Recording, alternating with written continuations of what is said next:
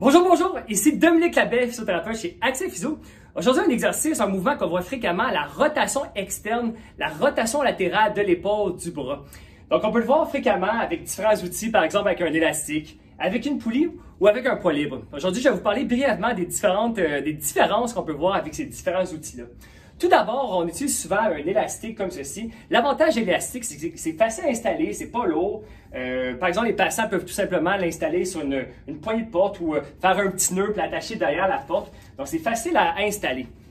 Puis si je fais ma rotation externe, donc je viens attacher comme ça, je peux faire le mouvement comme ceci vers l'extérieur. Le petit désavantage, par contre, c'est que au début du mouvement, l'élastique est moins étiré, c'est plus facile. Donc le mouvement au début, il est pas mal facile. Le muscle est en position d'étirement, il est plus fort. Puis quand on arrive en étirement comme ça, l'élastique est beaucoup plus fort. Donc la résistance change. Il y a moins de résistance ici, plus de résistance ici.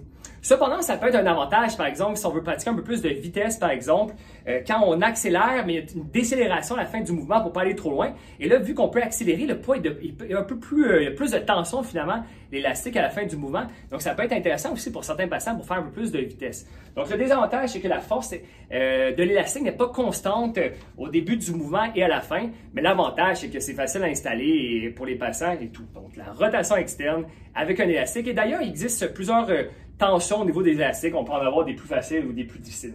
Ensuite, la poulie. L'avantage de la poulie, c'est que le poids reste constant pendant le mouvement.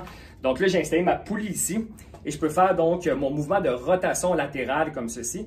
Et puis, que je sois ici ou ici, ma charge est la même. Cependant, le désavantage, c'est que c'est pas tout le monde qui a une poulie à la maison.